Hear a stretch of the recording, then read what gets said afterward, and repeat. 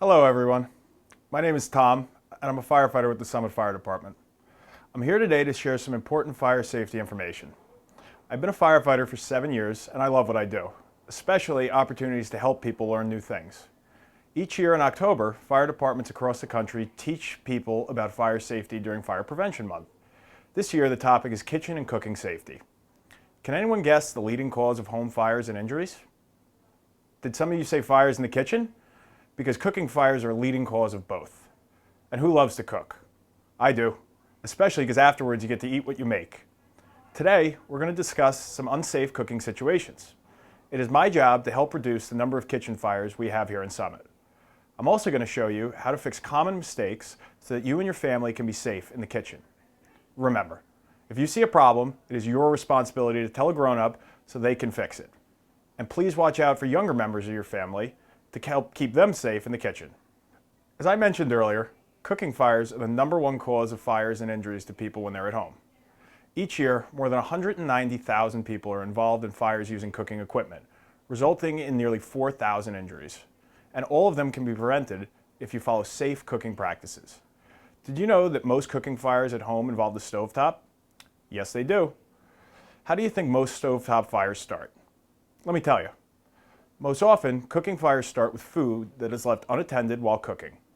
Always stay nearby when making food on top of the stove and keep a close eye on food that is cooking. Remember, you cannot detect a fire if you're not around.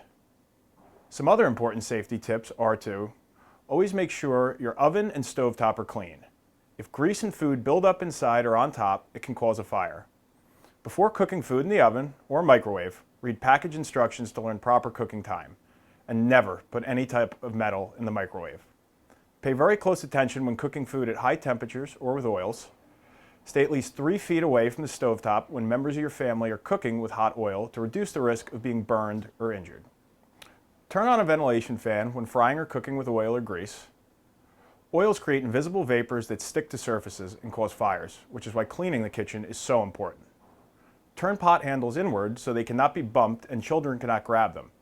And try and keep pets out of the kitchen when you're cooking. Dogs and cats have been known to knock things over and even turn on the stove by accident. Did you know that each year more than 120,000 children under the age of 21 are treated in hospitals for burn injuries related to cooking? Boys and girls, can you think of some hazards to keep away from the stovetop? Some important ones include curtains, paper towels, paper plates, wooden utensils, and dish towels. Can you think of some other items that are important to keep away from the stovetop? Before using the stove, clean the area around it and have a clear cooking space. Before using the oven, look inside and make sure there's nothing being stored or left in it. If a fire starts in the oven, do not open the door.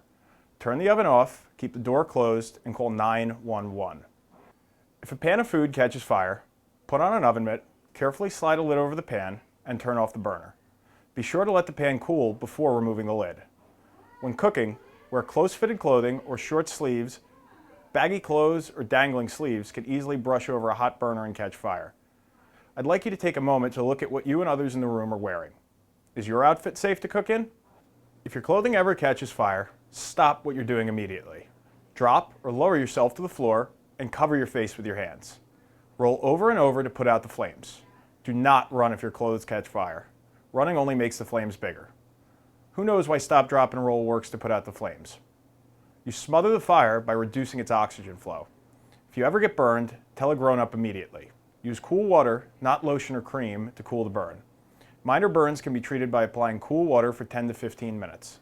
Serious burns require immediate medical attention from a doctor.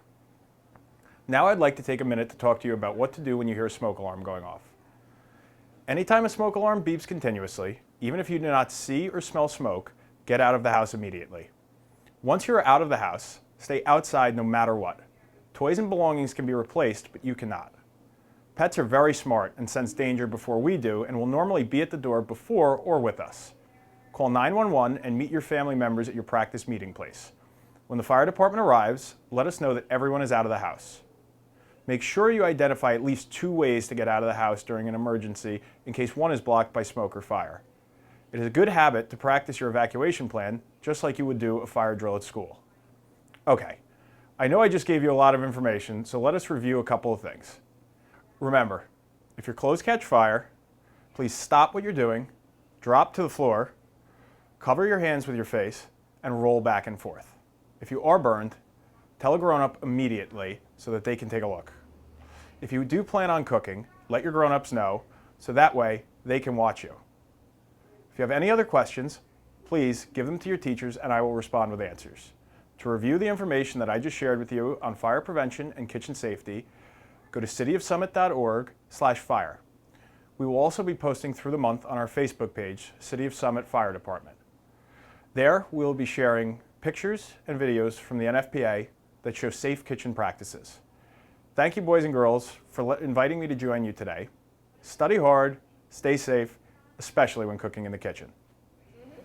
So now that we've shown you how to prevent a fire and what to do in case there is a fire in your home, we'll show you what we do to prepare when a fire comes in.